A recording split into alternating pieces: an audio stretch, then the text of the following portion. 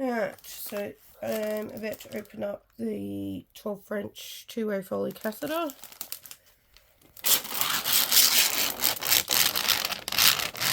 Very cautiously, of course. Yeah, I've got sterile gloves on, so we're good. Comes in its own little get-up, if you want to call it that.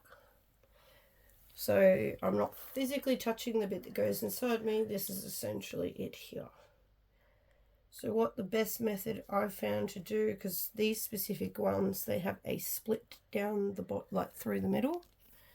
Not sure how well you can see it. It's where my thumb is, that there is a split. I just put that down there. You might see it right between my thumbs, that there is a split there. There we go, you can see a little bit better there now. So usually that's actually a really good thing. That actually works in my favour. Then I can go, okay, which end would I like to start from? Usually I'll start from this end, and I will tear it open like that. So we've got the end bit showing, but it's technically still in there. This is where I will grab the numbing gel, pop the lid off, because as you've seen, I put a clean plastic one on here if you looked in my previous video. And I will try to get some in there. Sometimes you can end up with way too much in there. That there is a good volume amount. Now I want to give it a gentle squeeze to spread it out. I want to get it on at least, I'd say about 10 centimeters, 2 inches, depends on where you're from and which one you want to reference as. I'm trying to be mindful that there are people in different countries possibly watching this video, so I'm going to try my best to match what would be suitable for where you're residing, where you're watching this from. So once I've done that, I've got that in there. Then try to push the rest of the catheter off to the side, as annoying as this becomes. Because this is the tricky bit. And I'll show you why in a minute. So we want that bit to stay in that side. Doesn't matter if that bit drops on the ground, because that's just fine. Well, not the ground, but the sterile field ground. Yeah, see, that's bits now kept like that. We're going to leave that alone. Come back to this bit. This is actually a little bit of a cheaty way of doing this, where you don't get covered in urine. So we're going to put the flip flow in first.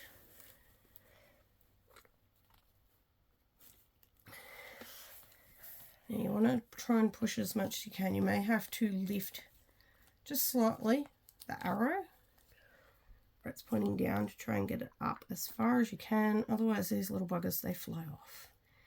And that's not overly fun for anybody. So that is as far as I've been able to get up with my fingers with the gloves on. Normally when I take the gloves off, sometimes my hands pull it up a bit further.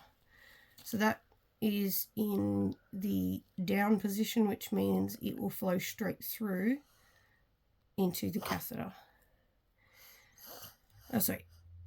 Yeah, into where the balloon is. That means that you don't want the urine to flow out of it straight away.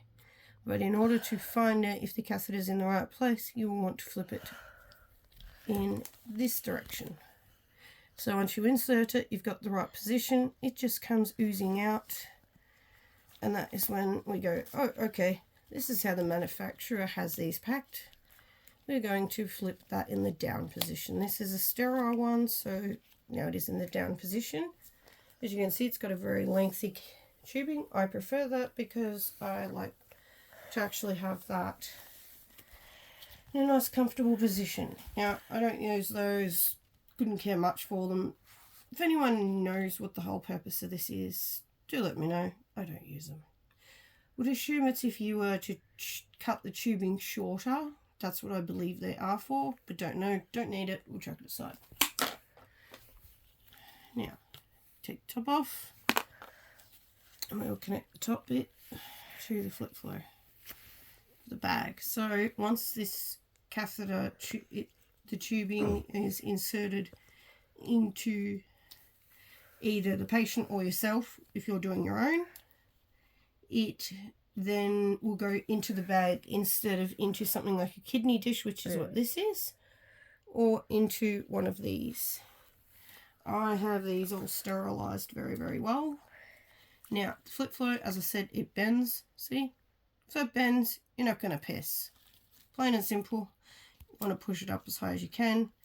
You may have a different type of flip flow. You may have a different type of catheter size. You may have a different type of catheter leg bags, or you might just use straight out a night bag. I used to use a night bag all the time, but found they were heavy and annoying and very hard to get straps for. So I will secure this in place as best as I can with gloves. So obviously you've got to wear gloves to put them in. So that is now ready for when I need to use it. So that tip bit's still covered. It's still in my sterile field because sterile field cuts off at the end. We'll grab out tweezers.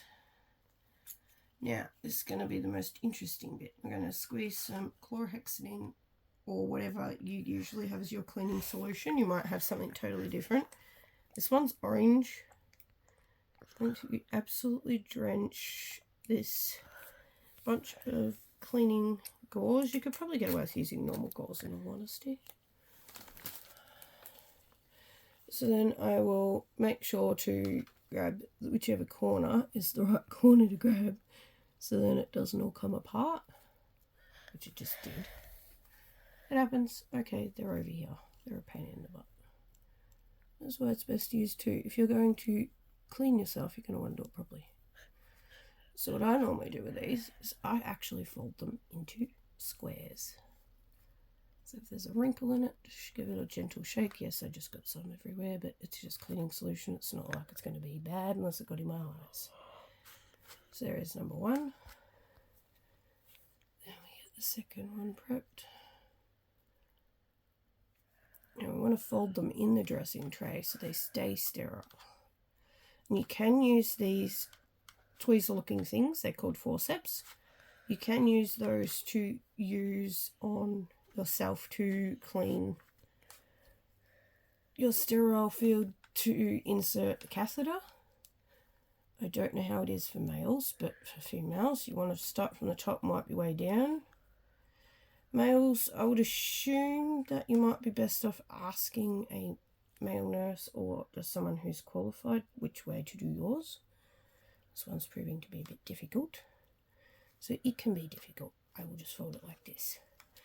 So when I take them out, I will wipe like a motion, like it start from the top down, start from the top down. Then that one will get tossed. Then I'll move to the next one, and so on and so forth till I run out of these.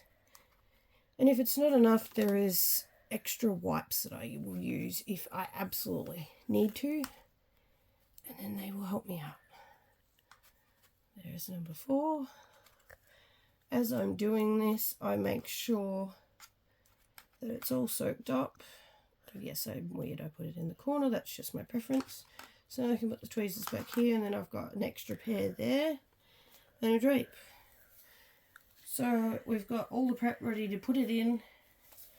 We've got the flushing ready to be done afterwards. If no urine's able to be pulled out, you can flush it with a bit of water. We have the amount of water necessary to do the balloon up in the catheter, which you will attach that here just simply by twisting. You can actually leave it attached really, because it's not going to go up or down unless you actually push on the plunger here. So it's now prepped and ready for me to actually insert. After numbing myself up, I can insert that, and that's, sometimes it can take ages, sometimes it doesn't. It depends on the person. Now, why do I still have those two? I have those two because you definitely want to put one underneath yourself, and you want to have a spare one to put the stuff that you're going to use onto, to be closer to your body, as a extra sterile field, I'd call it. That's just, you know, the way I prefer it to be. But everybody's different. And then I would run it down my left leg, like the tubing and the bag down my left leg. The securement, which is over here, It's got a loop on it, so you can pull it up and you can loop it around the this bit of the catheter. You can either loop it around that one, or around the thick bit of both, so then it doesn't slide up and down your leg, although the Velcro can be annoying. If you're wearing pants or leggings or some kind of pants that would make it so the Velcro doesn't touch your skin, it's preferred. Some people in the groups that I'm in or other means have mentioned catheter pants. Most of those look like they're more catered for males, but that's fine. And then there's a disposable pair of underwear and a pad, because I am actually needing those. Plus, after you've cleaned and used lubricant down there, you really don't want that all over your clean clothes. It is not fun. Alright everybody, thanks for tuning in again with Living with Problems, and we'll see you next time.